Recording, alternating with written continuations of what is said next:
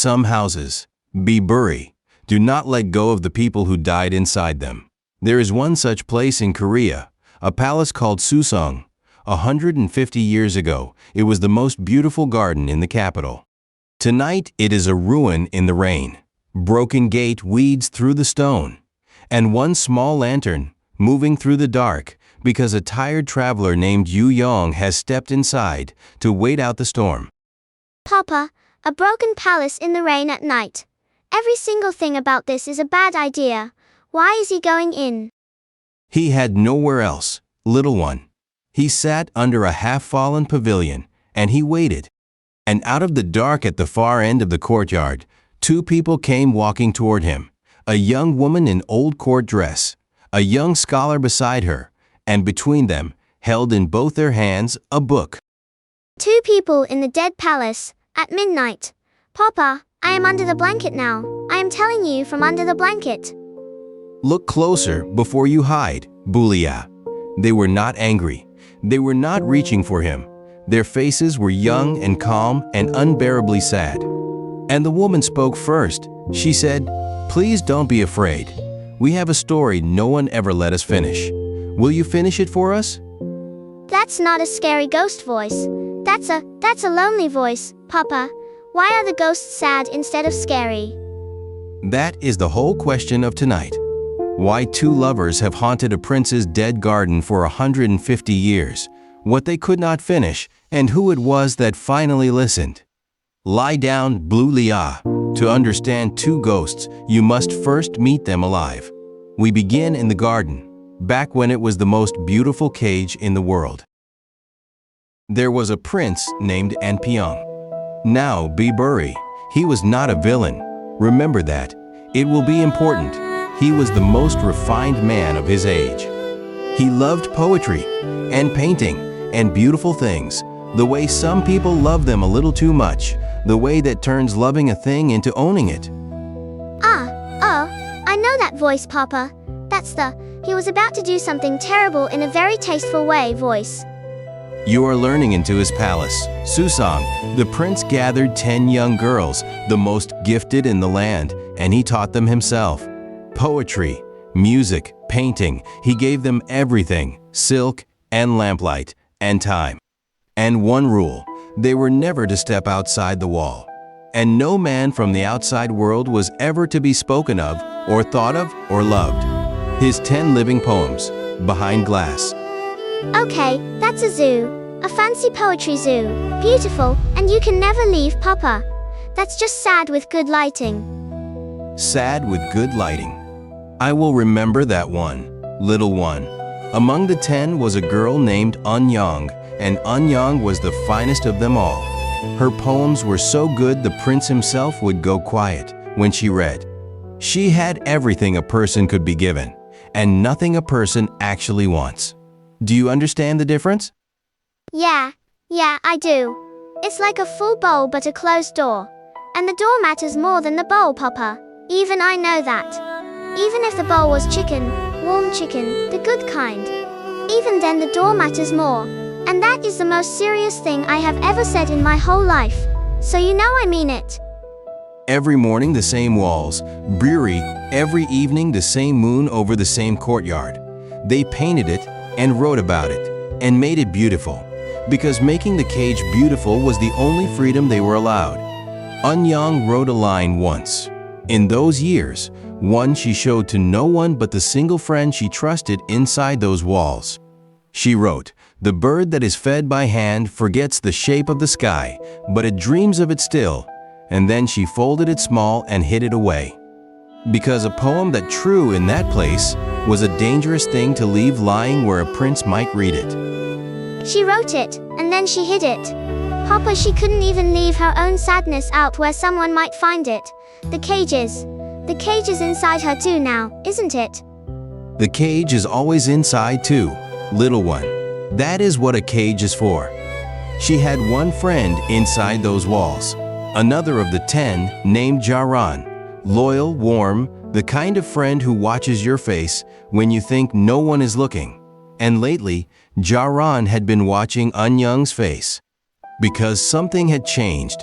It had changed on the day a young scholar first came to the palace gates. His name was Kim.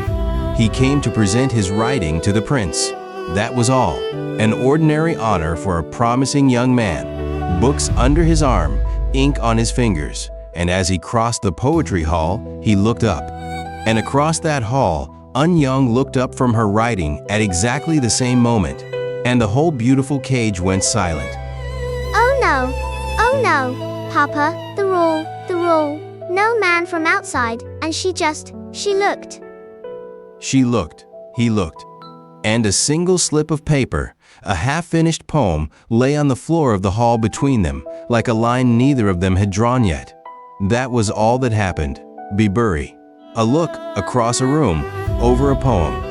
In your world, it would be nothing. In hers, it was the beginning of a death sentence, and she reached for it anyway.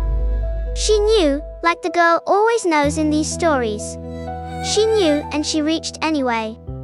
Let me show you the ruin for a moment, little one. Because far in the future, in the rain, the traveler Un-yeong found his voice, and he asked the woman's ghost a question.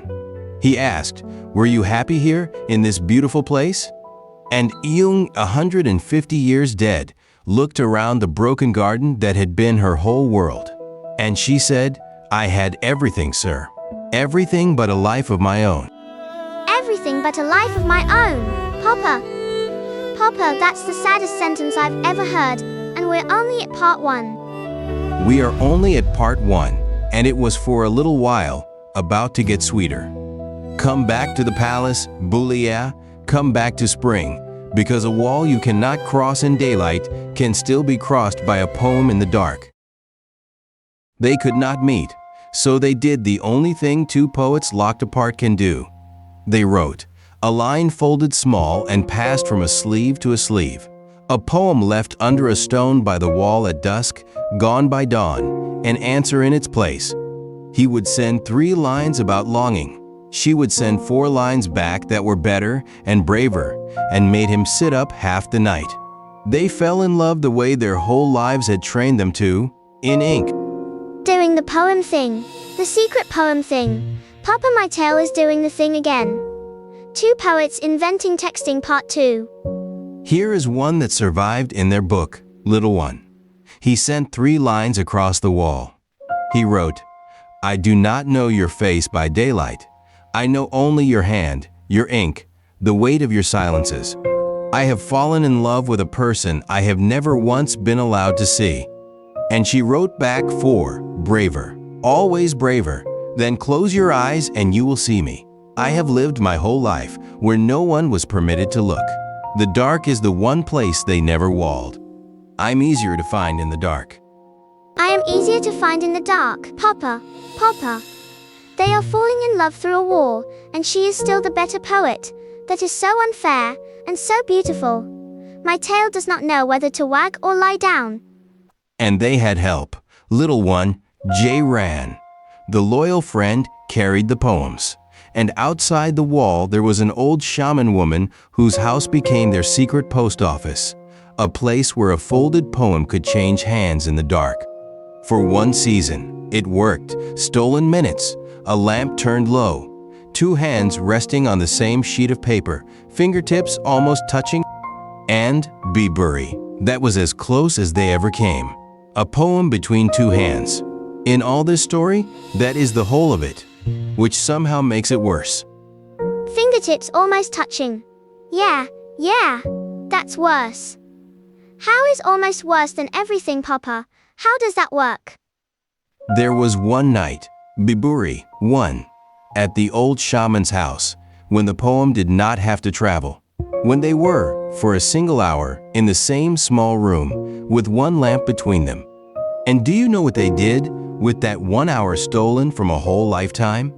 They wrote together. 1 poem, 4 hands, passing the brush back and forth across the same sheet. They did not know how to be near each other any other way. The whole language of their love was ink, so they spent their 1 hour speaking it. They had 1 hour, and they spent it writing. Because that was the only way they knew how to touch. Papa, that's the saddest, most beautiful, They turned their 1 hour into a poem because a poem was the only place they were ever allowed to be together. Let me take you to the ruin again, just for a breath.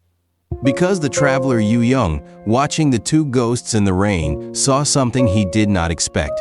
The two of them stood side by side over their old book, and quietly, together, in the same rhythm, they began to recite a poem. One would speak a line, the other would finish it, 150 years dead, and still finishing each other's poems. Oh, Papa, that's how they still talk to each other. The poems aren't a thing they did. The poems are the only language they have left. That's why they can't finish. Someone has to write the last line. You understand this story better than the prince ever did, little one. Now, back in the garden, the love grew, and the braver it grew, the more dangerous it became. Because a woman in love writes differently, her poems began to fill with a longing she could not hide. And at his desk, by his own lamp, the prince, who knew her every brushstroke, began to read that longing. He said nothing. He was a patient man, and patience in a powerful man who has been betrayed by the thing he loved is the most dangerous thing of all. He knows. He doesn't know, but he can feel it in the poems. Papa, the poems are the beautiful thing, and now they're the thing that gives her away. The poems were always both Biebery. That is what a real thing is. And Un-yeong, feeling the walls close, made a decision. A brave one. A doomed one. She decided she would not spend her one life behind glass. She would leave. She would find a way out of the cage and to Kim.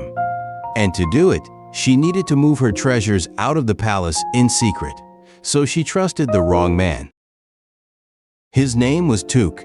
He was a servant of Kim's household, clever and poor and hungry, in the way that eats a person's honesty from the inside.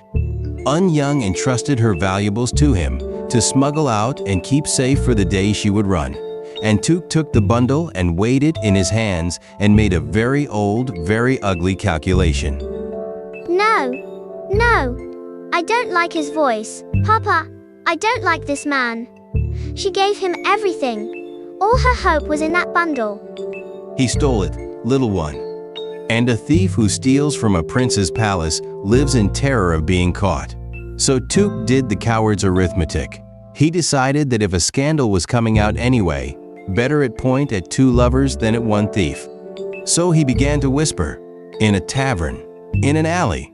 A rumor dropped like poison in water that one of the prince's 10 poems had given her heart to a man outside the wall. And it's going to reach the prince. Papa, it's going to climb right up to the prince.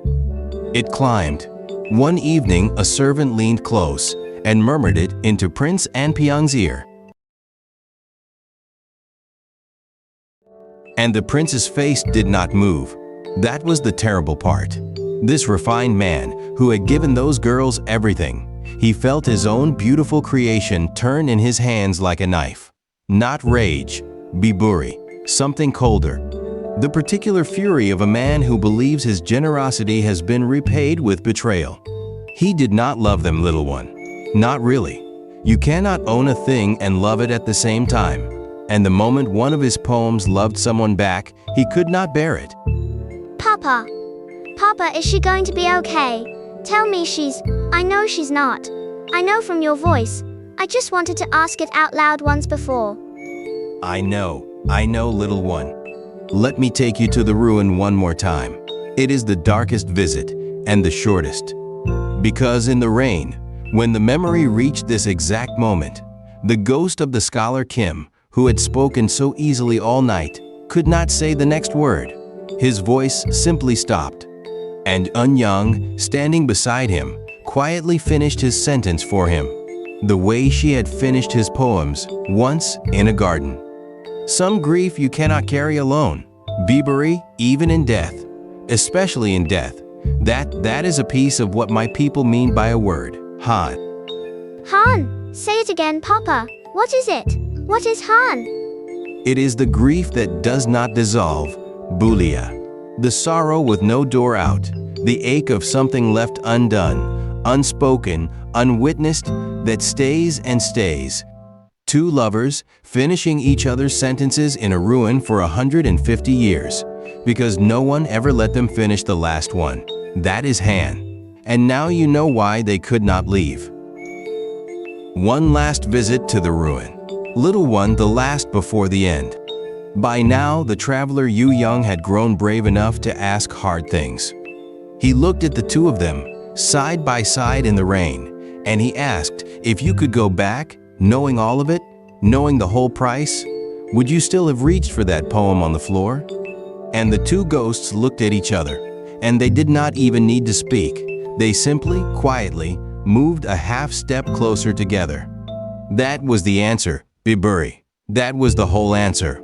Now, back to the garden, the very last time. Do it again. All of it, even knowing exactly how it ends. Papa, they would choose each other again. The prince summoned all 10. He stood them in the cold courtyard under the moon, and he demanded the truth. And here, little one, here's the part that redeems something in this dark story. The 9 other girls, who could have saved themselves with a single word, did not give her up. And Jaran, the loyal friend, stepped forward first and spoke for Un-yeong with everything she had. She said, "Is it a crime, my lord, that a caged bird looked at the sky? You gave us everything but the one thing hearts are for." Jaran. Okay, if the whole world is Took, then at least it's also Jaran. Papa the friend is so brave. Please let the friend be okay. I can only take so much. Jaran lived. Biburi, hold on to that. But the prince had already decided. Wounded pride is a kind of deafness. He passed his judgment. And that night, Un-yeong understood something with terrible clarity. She understood that as long as she lived, they would hunt the man she loved. That the only way to close the door on Kim's death was with her own.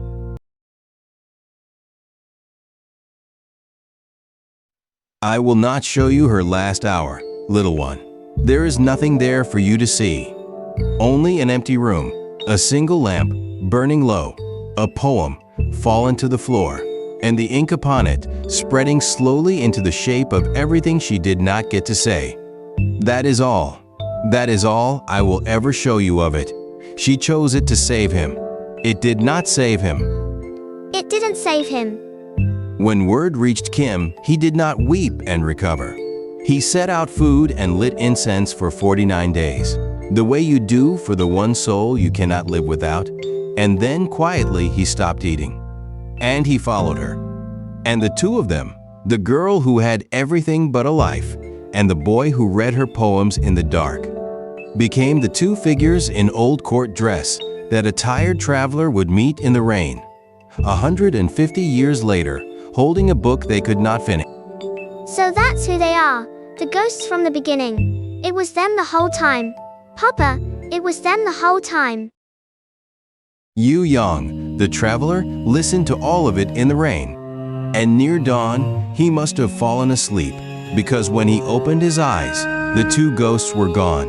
The courtyard was empty.